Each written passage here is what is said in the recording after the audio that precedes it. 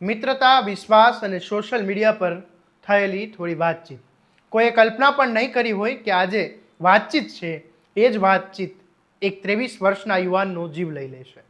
રાજકોટના રૂખડિયા ફાટક વિસ્તારમાં રહેતો ઉમંગ ઝાખેલિયા પોતાના મિત્ર સાથે ચા પીવા નીકળ્યો, પરંતુ કલાકો બાદ તે ગંભીર હાલતમાં પોતાના ઘરે પરત આવ્યો અને હોસ્પિટલમાં સારવાર દરમિયાન તેનું મોત થયું. હવે આ હત્યાકાંડમાં પોલીસે જે ખુલાસા કર્યા તેણે રાજકોટ સહિત સમગ્ર ગુજરાતને હચમચાવી દીધા છે. શું છે સમગ્ર મામલો? આવો વિગતે વાત કરીએ આ અહેવાલમાં. નમસ્કાર, હું છું આસિફ કાદરી અને સ્વમાન સાથે તમારું સ્વાગત છે. 27 જુલાઈની બપોરે ઉમંગ ઝાખેલિયાના ઘરે તેનો મિત્ર નાસિર ઉર્ફે ઘેટી પોતાના સાગરીતો સાથે આવ્યો. પરિવારને તેણે કહ્યું કે ચા પીવા જઈએ છીએ. પરિવારને પણ શંકા ન આવી અને ઉમંગ તેની સાથે નીકળી ગયો.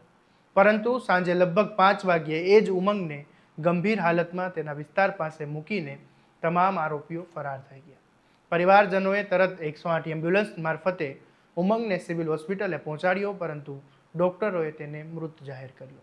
મૃતકના પિતા રણજીત ઝાખેલિયાના જણાવ્યા મુજબ ઉમંગ જ્યારે ઘરેથી નીકળ્યો ત્યારે તેની પાસે લગભગ 50,000 રૂપિયાના સોનાની ચેન હતી, પરંતુ જ્યારે પરત આવ્યો ત્યારે આ બંને વસ્તુ ગાયબ હતી. સાથે જ શરીર પર મારપીટના ગંભીર નિશાન હતા. ફરિયાદના આધારે પ્રદ્યુમનનગર પોલીસે હત્યાનો ગુનો નોંધીને તપાસ શરૂ કરી છે અને ગણતરીના કલાકોમાં મુખ્ય આરોપી નાઝીર ઉર્ફે ઘેટી, ગુલામ હુસૈન ઉર્ફે આસિફ કડકલ અને સુજલ રામાવતીની ધરપકડ કરી લીધી છે. જ્યારે એક સાગરીતની સંડોવણી આવતા હવે જુવેનાઇલ જસ્ટિસ બોર્ડ સમક્ષ રજૂ કરવાની કાર્યવાહી પણ હાથ ધરવામાં આવી છે. પોલીસ તપાસમાં પ્રાથમિક કારણ સામે આવ્યું છે. તેથી વધારે ચોંકાવનારું પોલીસના જણાવ્યા મુજબ ઉમંગ અને તેના મુખ્ય આરોપી અગાઉથી મિત્રો હતા. ઉમંગની આરોપીના ઘરે પણ અવરજવર હતી. તે દરમિયાન મુખ્ય આરોપીની બહેન સાથે સોશિયલ મીડિયા પર સંપર્ક વિકસ્યો હોવાની માહિતી તપાસમાં સામે આવી અને આ જ બાબતને લઈને મન દુઃખ ઊભું થયું.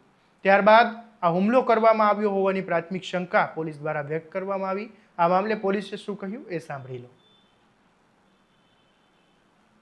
ગઈકાલે તારીખ 27/7/2026 રોજ રણનગર પોલીસ સ્ટેશન વિસ્તારની હદના રૂખડિયા છે, તેમાં બપોરના 2:30 વાગ્યાના અરસામાં આ કામે મરણ જનાર ઉમંગભાઈ રણજીતભાઈ જે છે તેઓ પોતાના ઘરે હાજર હતા. ત્યારે આ કામના આરોપી નજીરભાઈ ઉર્ફે ઘેટી તેઓ મરણ જનાર ઉમંગભાઈના ઘરે ગયેલા અને તેઓને ચા પીવાનું કહી અને ચાલ ચા પીવા જઈએ એમ કહીને એને પોતાની સાથે લઈ ગયેલા.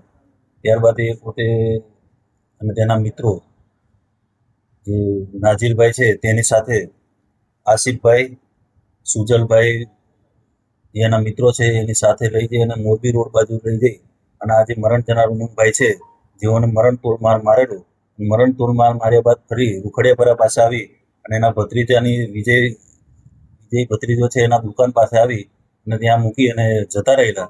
ત્યારબાદ આ મરણ જનાર ઉમંગભાઈ જે છે તેઓને ત્યાં આગળ મરણતોલ હાલતમાં પડેલો હોય એને તાત્કાલિક હોસ્પિટલ ખાતે લઈ જવામાં આવેલો, પણ હોસ્પિટલ ખાતે તેઓનું મરણ જાહેર કરેલું.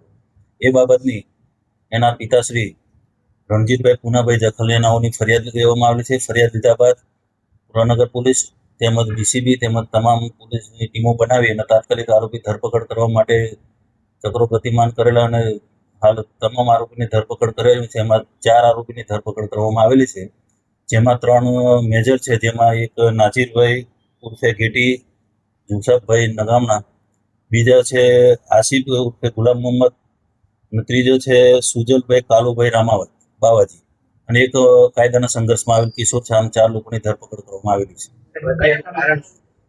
હાલ અત્યારે કારણ જાણવા મળ્યા મુજબ જે આ કામના આરોપી જે નજીરભાઈ છે તેઓની બેન સાથે આ મરણ જનાર ઉમંગને કોઈ સંબંધ હોય તેમજ તેની સાથે વાતચીત કરતો હોય અને તેના ફોનમાં વાતચીત કરતો એવી વેમ શંકા રાખી અને બનાવ બનેલાનું હાલ જાણવા મળ્યું. પોલીસ તો કહેવું છે કે હાલ તપાસ શરૂ કરવામાં આવી છે. પ્રથમ તબક્કામાં તપાસ ચાલી રહી છે. તમામ ટેકનિકલ પુરાવા, મોબાઈલના ડેટા, સોશિયલ મીડિયાના ચેટ અને અન્ય સાક્ષીઓના આધારે હત્યાના ચોક્કસ કારણની પુષ્ટિ કરવામાં આવશે. એક તરફ મિત્રતા, બીજી તરફ સંબંધોની શંકા અને અંતે એક યુવાનનો જીવ ગયો. હવે સવાલ એ છે કે શું માત્ર સોશિયલ મીડિયા પર થયેલી વાતચીત એક હત્યાનું કારણ બની શકે કે પછી આ જ ઘટનાની પાછળ હજુ કોઈ મોટું રહસ્ય છુપાયેલું છે? આ પ્રશ્નોના જવાબ હવે પોલીસની આગળની તપાસમાં સામે આવશે. ત્યાં સુધી આવા જ દરેક અપડેટ માટે તમારા સ્વમાનને લાઇક, શેર અને સબસ્ક્રાઇબ કરવાનું ભૂલતા નહીં. નમસ્કાર.